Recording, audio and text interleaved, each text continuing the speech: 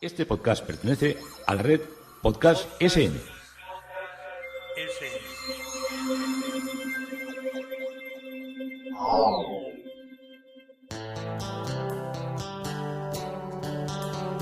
Historia con sentido. Un podcast realizado y presentado por Juan Carlos González.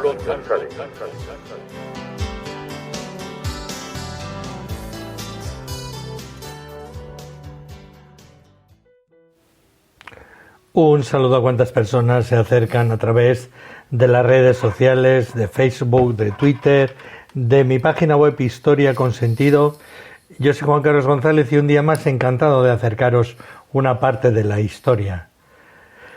Seguimos en Gibraltar, seguimos en La Roca, seguimos en El Peñón, seguimos recorriendo esa historia tan interesante que nos mira desde la montaña y la contemplamos y nos contempla cada vez que nos acercamos allí. Y hoy el tema propuesto es con Fernando VI. Parece que no avanzamos, pero vamos avanzando y vamos viendo cómo siempre una serie, por así decirlo, de calamidades se sumaban para que nunca el Peñón fuera devuelto. Así que la historia ha pasado, aquello es un trozo british, por decirlo de alguna manera, pero aunque es un trozo british, los llanitos, los gibraltareños, viven muy bien cruzando esa línea. No me gusta a mí llamarla la valla, a mí me gusta más llamarla esa línea, porque al final, bueno, vallas hay en muchos sitios y líneas hay también en otros muchos. Y se lo pasan muy bien, como os digo, pasando al otro lado a comer pescadito frito y a comer churros y a comer marisco y a comer la gran gastronomía que tiene todo lo que es el campo de Gibraltar, bien sea en Algeciras, bien sea en Pantones, bien sea en todos los sitios se come. Tiene una gastronomía, pero de ensueño. Son aguas que tienen mucha pesca y aparte hay un cuidado, hay una cuidada gastronomía. Nos habíamos quedado el último día, uno de los días pasados, porque esto ya sabéis que es atemporal y mezclo los podcasts de un asunto a otro, aunque normalmente suelo seguir un hilo conductor, que es el que va llevando también los introitos, porque a veces hago monointroitos y a veces hago series de introitos. Como hago la serie de temas, pues también hago series de introitos para no tenerme que andar calentando la cabeza, aunque muchas veces voy mezclando pues actualidad, cosas que me pasan, exposiciones, historias que me acuerdo de asuntos pasados, de esa especie como de reconstrucción histórica de esa memoria no contada que fue nuestra vida durante los años 60, 70, 80, 90, que me tocó vivir y que tan mal contada a mi modo de ver está, porque fue una vida que solo parecía que había progreso, que había bonanza, que había mucha marcha, que había mucho vicio, pero lo que hubo fue un trabajo y más trabajo, mucha falta de libertades y mucha carencia, igual no necesidades de hambre, pero sí poca variedad de situaciones y de conocer. Pero bueno, esa fue la sociedad de la que nos hizo. Y entonces, como os digo, había empezado a hablar, aunque voy a hablar más de Talavera, porque me ha causado una muy grata sensación. Mirad que en Toledo hace calor, pero siempre que voy yo paso un frío desmedido. También me he ido en invierno, acercándome al invierno, aunque una vez fui en pleno otoño y frío no hacía un día de estos magníficos para poder ver la ciudad. Pero cuando estaba acabando de hacer un recorrido de los sitios que suelo ver, mira, me vino encima una de las mayores tormentas que he vivido. Hasta la perra guía se inundó tanto, la perra guía de mi mujer Goleta, se inundó tanto que yo creo que cogió reuma de tanto agua que le cayó encima. Pero también estas ciudades son bellas con lluvia, esas ciudades que son tan señoriales, tan cargadas de historia y de monumentos, pues tienen un punto muy, muy bello cuando llueve fuertemente. Y os había os había comenzado a hablar de Talavera, de la ciudad de la cerámica, hablando de Puente del Arzobispo, que era la primera villa donde hacían cerámica que tanto me había deslumbrado. Y pues al final recuperé el contacto que tenía con estos ceramistas después de los había conocido en la friolera del año 87, o sea que habían pasado muchos años. Y les dije, pues hombre, pero ¿cómo es ¿cómo has venido a vernos? No tienes perdón de Dios. Y dice, bueno, pues hago, ¿y qué hacías? Les conté que estaba haciendo un podcast. Y dice, no se te ocurra mezclarnos a nosotros con los de Talavera, que nuestra cerámica, la de ellos, es prima hermana, pero prima hermana que con pleitos por el medio. Digo, bueno, pues nada, pues me tendré que rehacer y me reharé a la hora de volver a contar también o hablaros de Puente del Arzobispo. Las menciones más concretas desde la fundación de la villa en el siglo XIV por Pedro Tenorio, que era el arzobispo de Toledo, las da Eugenio Larrúa en las Memorias, citando que hay 3 alfares, 3 sitios donde se hace la cerámica, y el diccionario de Madoz, que todos los historiadores recurren a él, donde habla que hay 3 alfares donde se hacen cántaros y botijos y 7 donde se hace loza basta, platos. En 1890 hay noticias de que hay una fábrica de loza fina y 3 de loza basta, y en el año 1967 había 13 que hacían loza fina y 8 que hacían alfarería de vidrio, esa que tiene ese característico vidrio que parece que tiene una especie como de metalizado. Y ya en el año 1976 llegó a haber 24 talleres, aunque muchos se han fusionado, otros se han cerrado, pero sigue habiendo mucho taller. Se han estudiado algunas claves que diferencian la loza de Puente del Arzobispo de la de Talavera de la Reina, porque predomina el color verde esmeralda sobre los demás, tanto en la policromía como en la obra más sencilla. En la otra ya os he dicho que es sobre todo blanca, azul y amarilla. Tiene un vidriado menos blanco en las piezas producidas en el Puente del Arzobispo y cuya transparencia permite percibir un tono como más cremoso de lo que es sus arcillas. Y la persistencia en la producción de antiguas temáticas talaveranas, como los motivos tienen una especie como podríamos decirlo como una especie de barroquismo en lo que es lo paisajístico. Se utilizan y se estilizan los productos policromados con una cierta inspiración italiana, con tonos también a veces, tendiendo hacia al color ese esmeralda, ese verde esmeralda. Y en el 2015 la cerámica del Puente del Arzobispo fue declarada muy bien de interés cultural y material. Como en el caso de Talavera, en la producción de loza en Puente del Arzobispo ha generado una tipología que es rica y es variopinta y que ha hecho necesaria una clasificación en series propuestas desde finales del siglo XIX por distintos especialistas a fin de facilitar lo que es su estudio y su catalogación. Así, en Puente del Arzobispo se diferencian varias series, tanto talaveranas con una evolución como autóctonas. Y entre las primeras pueden citarse, por la abundancia o cantidad de las piezas, la serie de mariposas tricolores, la encomienda, chinesca, policromar y popular, y las de origen alcoreño, es la punta de Berain, el calogallo y la admiradora. Estas son las series, como se denomina. Y entre estas series propias del Puente del Arzobispo sobresalen, sobre todo, que no están en Talavera, porque estas sí que están compartidas por los dos, aunque o lo están menos, es la serie del Pino, la serie de la Pajarita y la serie de las bandas horizontales. Perdón.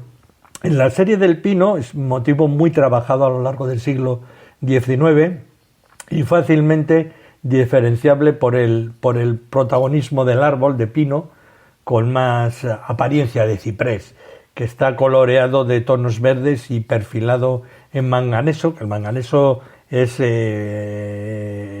ver si lo defino, un violeta negruzco. Y las piezas antiguas muestran árboles como si dijéramos más, como no más estilizados, como más vastos, y con el paso del tiempo se han hecho como más estilizados. La serie de la Pajarita se considera que es una influencia levantina traída a tierras toledanas por lo que eran los alfareros de Manises contratados para las nuevas fábricas, y es un ave indeterminada que centra la decoración rodeada de típicas ramas plumeadas, la policromía clásica verde, amarillo, azul y dibujo en manganeso, en oscuro. Y luego la serie de las bandas horizontales que frecuenta en la producción de Puente del Arzobispo entre finales del siglo XVIII y la primera mitad del siglo XIX, que es la típica en jarras y alcuzas decoradas con franjas y con cenefas paralelas horizontales en líneas onduladas de diferente grosor y color o negativos sobre fondos oscuros e incisiones en reserva blanca. Entonces ya tenemos dos pueblos cercanos y dos pueblos no que se compiten, sino que crean realidades distintas en lo que es el mundo de la cerámica. No podíamos pensar que un barro nos iba a dar tanto juego a la hora de poder empezaros a explicar qué cosas tenemos que ver en Talavera de la Reina, que lo haremos en el próximo podcast o en los siguientes podcasts. Nos habíamos quedado en la historia de Gibraltar con el duque de Huéscar, que era el embajador ante Versalles, y el duque de Huéscar se quejaba de la falta de preparación de los embajadores de nuestro país y del desconocimiento de la realidad internacional. Nuestro país no tenía ninguna posibilidad de exigir en un tratado de paz absolutamente nada, como estábamos viendo, pues en la guerra había perdido lo poco que había conseguido en un principio. Tampoco existía ninguna posibilidad de recuperar Gibraltar, y Gran Bretaña no estaba dispuesta a negociar la cesión de la plaza, no al menos mientras no estuviera en peligro sus intereses comerciales, pues al fin y al cabo eran los comerciantes británicos los que al final eran los que financiaban o los que costeaban las guerras. Por otra parte, si Gran Bretaña hubiera renunciado a Gibraltar, habría sido interpretado por la oposición como una clara derrota diplomática cuando las acciones bélicas les habían sido favorables. Y la actuación del embajador Macanaz, no merece por tanto tantas críticas. Para Macanaz, según la obra que dejó escrita sobre su vida política, nuestro país estaba muy cerca de conseguir sus propósitos acerca de la recuperación de Gibraltar, a tenor de las órdenes que la Cámara Baja británica envió a su plenipotenciario. A pesar de estas órdenes, en el momento en el que debía materializarse el acuerdo, el gobierno de Londres no se atrevió a aceptar las ventajas comerciales para la restitución del peñón. El temor a la opinión pública hizo imposible el acuerdo y el mismo secretario de Estado británico, Newcastle, era de esa opinión. Las negociaciones continuaron, pero las intrigas francesas y de la reina madre impidieron un acuerdo inmediato. Gran Bretaña estaba dispuesta a satisfacer los deseos que tenía nuestro país sobre Italia, pero no los de Gibraltar. En Madrid, el marqués de Villarias, que había continuado en el puesto de secretario de Estado cuando llegó el nuevo rey, fue separado de su cargo. Su sustituto fue José de Carvajal, que era considerado un hombre menos manejable y sobre el que la reina Isabel de Farnesio, que era la reina madre, la mujer, la segunda mujer de Felipe V, que era la que controlaba todo ante el carácter, no sé si la palabra es decir, o igual sí, indolente que tenía Fernando VI, ya dejó de tener influencia la reina madre, que era la que cortaba el bacalao, como decimos aquí, en lo que es el gobierno del reino. El marqués de Ensenada continuó a cargo del gobierno. Como la paz fue demorada por las diferencias entre Inglaterra, entre Gran Bretaña y nuestro país, el rey Fernando VI, aconsejado por el marqués de Ensenada, tomó la decisión de renunciar a sus reivindicaciones sobre Gibraltar para desbloquear las negociaciones. Gran Bretaña reconoció el derecho de visita por parte de España a América y aceptó que la Gasconia, la Toscana y Plasencia fueran cedidas al príncipe Felipe. Sin embargo, el tratado definitivo no llegó de la mano de los representantes españoles, sino todas las negociaciones oficiales eran entabladas entre Francia y en Gran Bretaña y muchas veces se hacían al margen de nuestro país. Los preliminares de paz de las potencias marítimas y Francia se firmaron el 20 de abril del año 1748 y el tratado definitivo, el tratado de Aquisgrán o el tratado de Aix-la-Chapelle, lo firmaron Francia y Gran Bretaña el 18 de octubre del mismo año. Por este tratado, Gran Bretaña y España acordaron negociar bilateralmente todos los problemas que aún quedaban por resolver. El embajador inglés Benjamín Keynes volvió a Madrid, mientras que Ricardo Vall se encargó de la misión española en Londres. Una vez conseguida la paz, Fernando VI hizo valer su criterio. Con el fin de establecer el sistema pacífico que deseaba para España y para Europa, declaró la neutralidad de nuestro país. No deseaba convertirse en una comparsa de ninguna gran potencia, pero sí que intentaría ser fiel a la balanza, al equilibrio que se intentaba producir. Su idea de la política exterior era mantener ese equilibrio entre Gran Bretaña y Francia, apoyando bien a una o a otra según las circunstancias, pero siempre dentro del marco de la paz. Este hombre era un pacifista, no quería líos. Solo si nuestro país observaba una estricta neutralidad se podría conseguir la restitución interior del país y la restauración, y situar a la Marina a la altura de la británica, capaz de competir con ella y defender el imperio americano.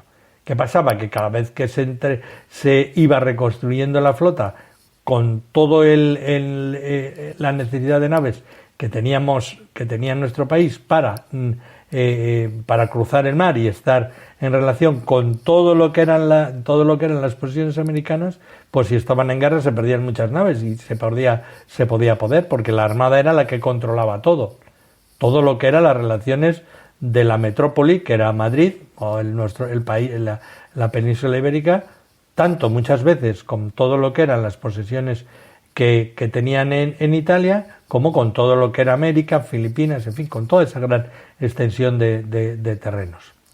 Tras la paz general, Gran Bretaña y nuestro país comenzaron las negociaciones particulares.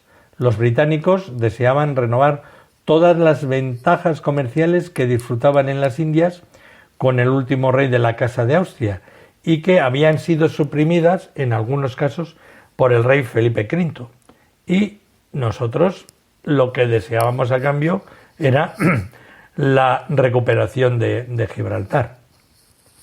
Las duras negociaciones dieron sus frutos. El 5 de octubre del año 1750, Sir Benjamin King, que era el representante de Gran Bretaña, y el embajador, el ministro Carvajal por España, firmaron el Tratado de Comercio de Madrid, por el que se restablecían todos los privilegios que los ingleses habían tenido en tiempos de Carlos II. Sin embargo, nada se acordó sobre el tema de Gibraltar, a pesar de que el ministro español pidió en repetidas ocasiones la restitución de esta plaza como única solución de una alianza duradera. También Carvajal insinuó en algunas ocasiones la posibilidad de comprar el Peñón y en otra ocasión habló de cambiar el Peñón por un territorio equivalente o por ventajas mercantiles. Se planteó el comprarlo y se planteó en cambiarlo por las plazas de Orán y de Mazalquivir. Estamos hablando de territorios en el norte de África que hace muchísimo que ya no forman parte de nuestro territorio. No obstante, a pesar de que Gibraltar estuvo siempre presente en la mente de Carvajal, nada se dijo de la restitución de Gibraltar en este tratado ni en posteriores ocasiones. Desde entonces hasta la Guerra de los 7 Años, la Guerra de los 7 Años es la que va de 1756 a 1763, la posición de nuestro país se mantuvo inalterable. La política española de estos años estuvo marcada por la rivalidad existente entre el anglófilo José de Carvajal y el francófilo Marqués de la Ensenada, y las presiones a las que estuvo sometida la corte española por parte de Francia y de Gran Bretaña para atraerse su amistad no dieron sus frutos. Cuando a mediados de 1754 falleció José de Carvajal, Ricardo Val fue nombrado nuevo ministro de Estado. Con este nombramiento el rey mantenía el equilibrio entre francófilos y anglófilos, estos últimos representados por Val. El desafiante poderío marítimo de Francia y los intereses británicos de América fueron la causa de que estallase una nueva guerra entre Francia y Gran Bretaña. Aunque en un primer momento la Guerra de los 7 Años se desarrolló en el escenario americano, pronto se trasladaría a Europa. Un giro inesperado de las alianzas europeas, más conocido por la Revolución Diplomática de 1756, se alineó al lado británico a Prusia y al lado francés se inclinaron Rusia, Suecia y Austria, que no dudó en romper los lazos con Gran Bretaña por su rivalidad con Prusia. Estamos hablando que Austria y Prusia son frontera. Y la razón que explica este cambio de alianzas se debe a lo que es la estrategia continental planteada por Francia. La idea del gabinete francés era de ganar América en Alemania, o sea, atacar y conquistar la posición británica de Hannover para intercambiarla por las posesiones que los británicos conquistaran en América a costa de Francia. De esta forma se granjeaba la enemistad de Prusia y la amistad de Austria. Ya veis, bueno, no es un lío, pero ya veis qué intereses se movían en todo esto. A pesar de los grandes conflictos que vivía Europa, la rivalidad entre Austria y Prusia y las Indias, y las Indias que tenían la rivalidad comercial entre Francia y Gran Bretaña, nuestro país seguía estando en una estricta neutralidad. El embajador francés en Madrid, el duque de Duras, intentó en numerosas ocasiones despertar en Fernando VI su borbonismo, su sangre francesa, acusando a Gran Bretaña de querer perjudicar a las dos casas de Borbón en América, planteando como única solución un nuevo pacto de familia. Y a pesar de estos intentos, la opinión del rey no se alteró. De esta forma, cuando Francia comprobó que apelar a los sentimientos familiares no había servido para modificar la actitud de Fernando VI, cambió de estrategia. La isla de Menorca, en manos británicas, dificultaba las actuaciones en la escuadra de Tolón, y su conquista daría a Francia la superioridad en el Mediterráneo y serviría además de carta para una nueva negociación con España. Con este objeto, una expedición al mando del mariscal Richelieu salió de Tolón hacia Menorca, logrando desembarcar en la isla. Pocos días después, las tropas británicas refugiadas en el fuerte de San Felipe se rindieron a los franceses. Los fracasos británicos en Europa y la pérdida de Menorca provocaron una gran crisis en el gobierno británico, y en julio de 1757 William Pitt el Viejo fue nombrado primer secretario de Estado y se le dio la dirección del Ministerio de la Guerra. Bajo su mandato, la nación inglesa volvió a recuperar las esperanzas que había perdido durante las primeras contiendas de la guerra. Para el primer ministro Pitt, los principios que debería adoptar Gran Bretaña eran, primero, bloquear todas las bases navales del enemigo, después usar el poder naval británico para controlar las líneas de comunicación, objetivo que permitiría fortalecer a las fuerzas británicas de ultramar y debilitar las fuerzas de Francia, impidiendo su comercio y abastecimiento, y plantear ataques en diferentes puntos de la costa de Francia para obligar a proteger dichos puntos con fuerza militar estática, evitando que pudiera ser empleada en otros servicios más útiles. Desarrollar también una guerra continental a cargo de Prusia y subsidiada por Gran Bretaña, y hacer giros de guerra, por decirlo de alguna manera, que era capturar cualquier barco neutral que intentase comerciar con el enemigo. Esto se denomina Rule of the War. Con esta estrategia, Francia estaría a merced de los británicos, al ser incapaz de superar navalmente a Gran Bretaña. Desde este momento, la ayuda de nuestro país se hizo imprescindible, y en un nuevo intento de obligar al monarca a Fernando VI a abandonar su neutralidad, Francia, de acuerdo con la Corte de Viena, ofreció el trono polaco al infante español don Felipe, oferta que fue rechazada. Poco después, un nuevo ofrecimiento partió de París: la devolución de Menorca y la ayuda para conquistar Gibraltar y recuperar Menorca. Analizado este ofrecimiento, podemos confirmar dos hechos. Por un lado, Menorca era muy importante para Gran Bretaña, pero no imprescindible, pues en ella se contemplaba la posibilidad de que España no aceptara las condiciones propuestas, en cuyo caso el gabinete británico o insistía sobre la cesión de Gibraltar, porque era el único escollo que separaba a Gran Bretaña de nuestro país. Y por otro, los ofrecimientos británicos debían ser lo suficientemente concretos como para que nuestro país no pudiera alegarlos en posteriores negociaciones. De estos dos hechos se deduce una conclusión: que nuevamente era nuestro país el que debía sacrificarse. En primer lugar, tendría que movilizar tropas, reconquistar Menorca para dársela a los británicos, defender su propio territorio frente a los franceses y esperar hasta el final de la guerra para obtener Gibraltar. Segundo, como otras tantas veces, los británicos deseaban un compromiso firme de los demás sin que ellos supusiera su propio compromiso. Nuestro país no había olvidado las promesas incumplidas. En 1721 el rey Felipe ya había aceptado la paz a cambio de Gibraltar. La paz llegó, sin embargo no recuperó la plaza. Y durante la primera mitad del siglo XVIII, en nuestro país, por la pérdida progresiva de su poder, se vio obligada a ceder en espera de obtener su recompensa en una ocasión más favorable, confiando solo en la palabra del gabinete británico, que llegaba la hora, siempre había excusas para que no se pudiera dar la devolución.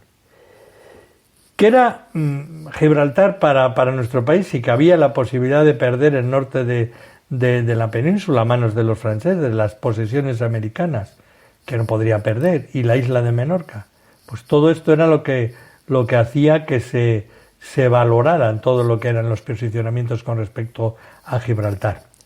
El embajador Kane falleció, siendo sustituido en la embajada de Madrid por el conde de Bristol. Cabe preguntarse qué habría pasado si hubiéramos aceptado la oferta de entregar Menorca a Gran Bretaña. y una vez cumplido su parte de acuerdo, Gran Bretaña se negara a ceder Gibraltar. La respuesta os la doy, que Menorca está llena de británicos. No es Gibraltar, pero puede que haya más británicos en Menorca que ciudadanos en Gibraltar. No os digo más. Aunque eso sí, es muy española Menorca. Según las actuaciones anteriores de los gobiernos británicos, esta posibilidad no estaba descartada. Y por otra parte, ¿quién sería el garante del acuerdo? Una vez finalizada la guerra, nuestro país se encontraría sin aliados. Francia y Austria, juntas en esta guerra, no perdonarían a nuestro país el haber intervenido a favor de Gran Bretaña. Prusia, aliada de los británicos, tampoco actuaría en favor de nuestro país, que además, agotada nuevamente por el esfuerzo militar, sería incapaz de utilizar la amenaza de la guerra como medio de presión para hacer cumplir las promesas de Gran Bretaña. Pero por otro lado, suponiendo que Gran Bretaña, tras recibir Menorca, cumpliera el acuerdo, ¿sería Gibraltar una compensación aceptable para todas las pérdidas que había sufrido nuestro país con su intervención? Pues no parece poco probable. Y hasta aquí nos ha traído hoy todo lo que está sucediendo con Fernando VI, como rey ya, con su política, vamos a decir, una política de apaciguamiento, de no buscar el enfrentamiento en todo lo que es el convulso mundo del siglo XVIII. Ya veis que vamos avanzando. Nos parecía que al principio todo iba muy lento, pero ya han pasado 3 reyes: Felipe V, Luis I y Fernando VI. Y por otra parte, el pretendiente Carlos también ha muerto como rey de Austria. Así que sigue adelante nuestra historia, sigue el conocimiento del Peñón, sigue el conocimiento de la Roca, sigue el conocimiento de Gibraltar. Juan Carlos González, encantado de haberos acercado una parte de la historia.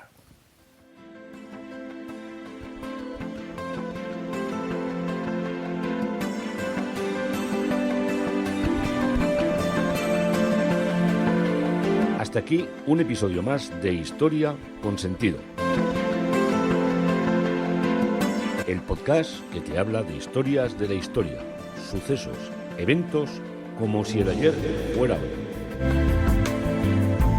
Síguenos a través de iTunes, Spreaker o iVoox. Contacta con nosotros por correo electrónico escribiendo a podcast@historiaconsentido.com. Nuestra web www.historiaconsentido.com.